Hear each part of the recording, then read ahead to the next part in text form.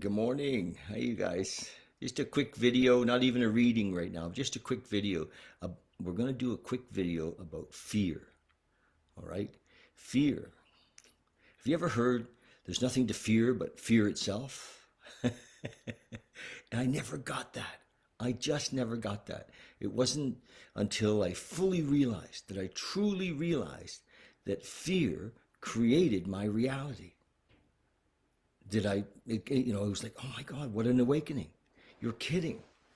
You mean, like, so it became so clear to me that I had to master fear, or fear had to be, out of the driver's seat in my life. And I see that I had been afraid most of my life, almost all of it. I had what I used to call a low grade fear, just kind of a, um, you know, sometimes we call it anxiety. Have you ever heard that? People say that they suffer from anxiety, and so a low grade fear or anxiety or stress. What is that? That is fear, and we call it a lot of different names. Yeah, is that you, Nate? I'm on the doing a video, bud. My roommate just came home. So, so fear, like it was there. I've been there most of my, probably all of my life. As a child, I suppose it started, and I remember being afraid as a kid. I remember hiding, literally hiding because I was afraid. Yeah. Hey, buddy, I'm on live right now. Right on. Yeah. So could you turn that down?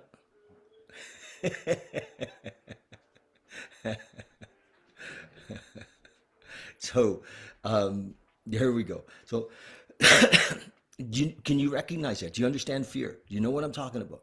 Have you ever had it? And it comes under a lot of names. So we think it's natural, or we go to the doctor and he gives us something to manage our anxiety. So we don't need that. I mean, go ahead if you want. I'm not a doctor. You do whatever the hell you want. I'm just saying that there is a way out of fear, and if you have it, if you have it, what comes is a recognition that it's an imposter. That's the first thing. It's like, oh my gosh, there it is. I have fear. Fear is a liar, and actually, most of society is managed by fear, right? So we're living in. I poured some of your coffee into a pot over there, buddy. Oh, Right over here in a glass. See the glass right. Yeah, that was from that pot you made this morning. perfect. Thank you. Right in the middle of the domestic here. Here we go. So fear, is it's the world gets managed often by fear, not by love, but by fear. People um, are are directed by the governments, by society, with fear. And fear of retribution, fear of, so fear is a management tool, right? And you know, yeah, I'm just going to be a couple of minutes, but oh, yeah, yeah, okay. So fear is kind of a management tool. Just, just watch that. So it's everywhere. It kind of surrounds us in our everywhere we go. I'm kind of losing my train of thought here, but I'm trying to get it back. Um, I'm sorry, David. it's okay. Wow. Anyway, so fear. In I'm going to read this to you, and it's hard to imagine, but you know, in the book Alcoholics Anonymous, it talks about fear, right? And it's just amazing. It's I'm going to read it to you because it's like you're kidding. But this is where it really came true for me. I mean, I've studied all kinds of things. I started with, did Dale Carnegie. I've done Tony Robbins. I've done all kinds of personal development stuff, but nobody ever kind of taught me how to deal with fear. They suggested I have a purpose. They suggested I write big goals, dream big, for they have the power to stir men's blood. All of those kind of things were there, but I still had this fear of success, fear of failure, fear of not being good enough. All these fears that were there inside of me. And part of the reason that I did things to not be present, because in my present was fear. And I tried to run away from fear, and I couldn't.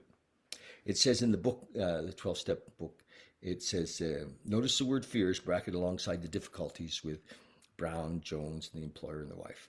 Short word somehow touches about every aspect of our life. It was the evil and corroding thread. It was an evil and corroding thread. So it's not saying fear is your friend. It is an evil and corroding thread. It set in motion. Listen to this. Fear, set in motion trains of circumstance, which brought us misfortune we felt we didn't deserve. So it basically says fear was the author of our life. So it's a luxury we can't afford. It's not just that it's unpleasant. We actually can't afford it. We cannot live in fear. We cannot live in fear. And then it said, but did not we ourselves set the ball rolling? So fear, we think, ought to be classed with stealing. It seems to cause more trouble. We reviewed our fears. We put them on paper, even though we had no resentment in connection with them. We asked ourselves why we had them. Wasn't it because self-reliance had failed? So this is the bottom line in the recovery program, is that we've been trying to run the show. In recovery, if you're not in recovery, it doesn't matter. If you're living in fear, you have to find something greater than your own self-reliance to overcome fear, period. If you're watching this, you're probably not, in your teens or 20s, where you're still kind of cocky and think you can get through this. You're maybe in your 30s or 40s or 50s or 60s, and you're saying, hell, I still have fear. You've probably read all the books, and you still have fear. So we must find a power greater than ourselves to overcome that fear, or we end up, experiencing our whole lives, and kind of often what we do is build a container so that we can, try to mask the fear, but we still have, we come out big, with lots of show, and even though we know resentment, we asked ourselves why we had them. Wasn't it because self-reliance had failed? Yes, self-reliance is good as far as it went, but it didn't go far enough. Some of us once had great self-confidence, but it didn't fully solve the fear problem, or any other. When it made us cocky, it was worse. Perhaps there is a better way. So here's where we begin to talk about relying on a higher power, okay? And, you might have some prejudice against a higher power. So the beautiful thing about the 12-step world is that it allows us to pick a higher power, as we understand that higher power.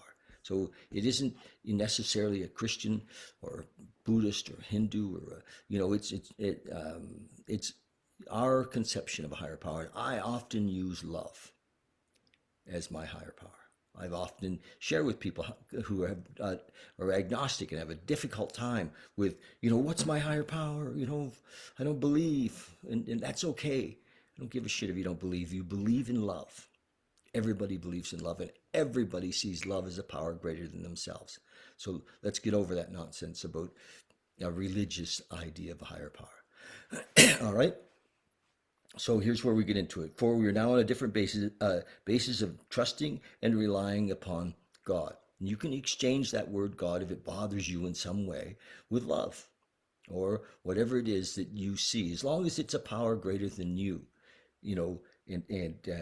We trust an infinite God or love rather than our finite selves. Because when we're just running the show and we're managing things on our own, we're going to be in fear.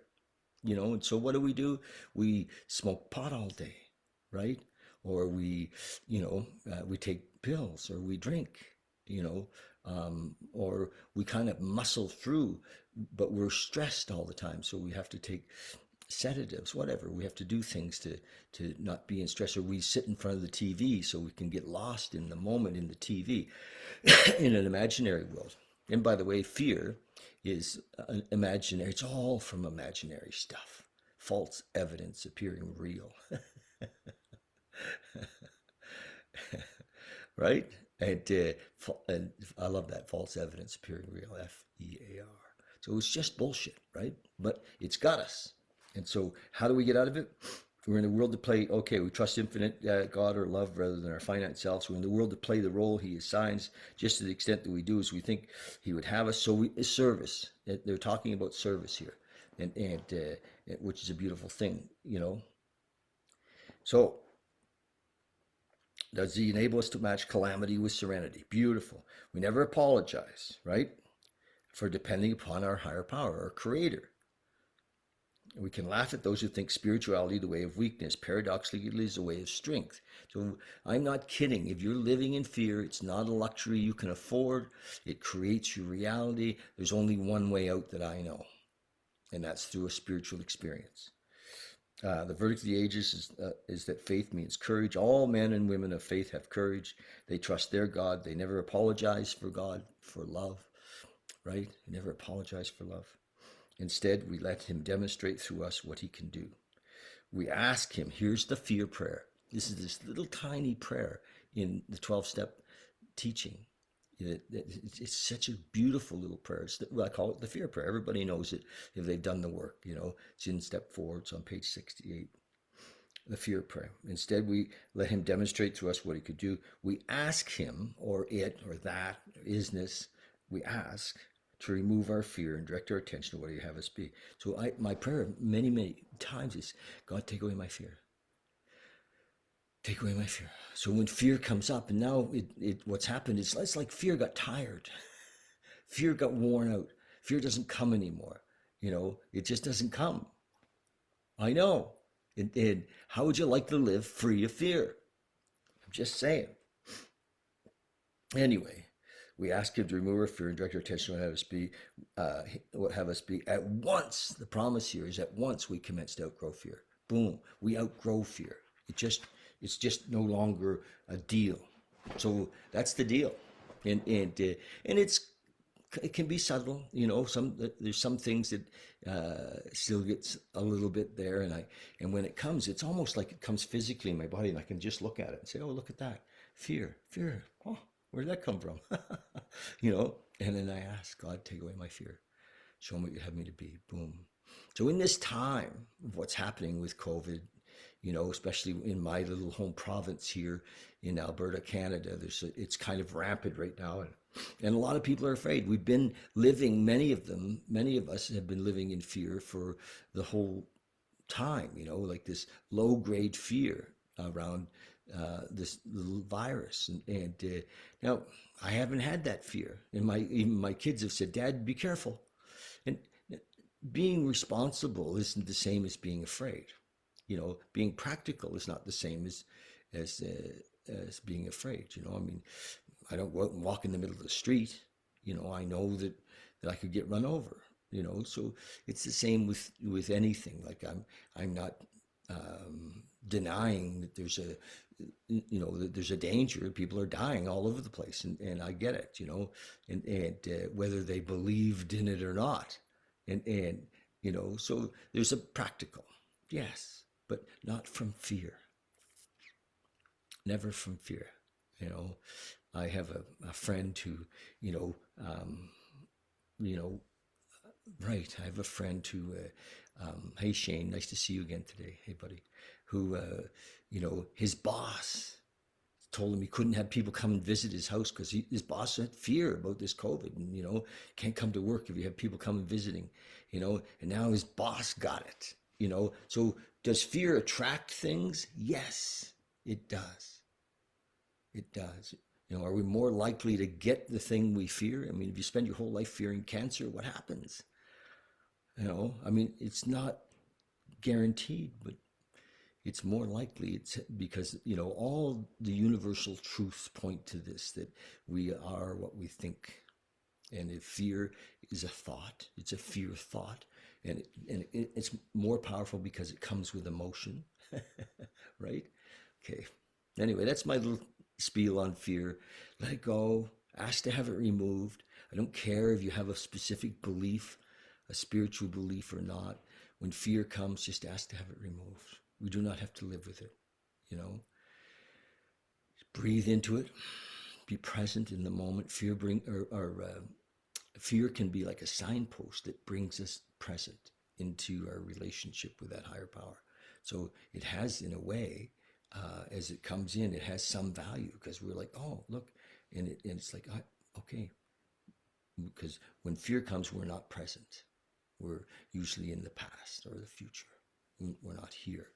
And prayer brings us into the moment. And in the moment is where love is. In the moment is where God is. So that's my coaching, I guess. Okay. Love you guys. That just came out of, I was making coffee this morning and I thought, heck, because there's a lot of concern, fear about what's happening with this virus and stuff. So, yeah, I'm not for or against anything. I'm here to share that we can use this, to master fear, and the master is who masters fear. Okay. Love you guys. Love, love, love, love, love. Cheers.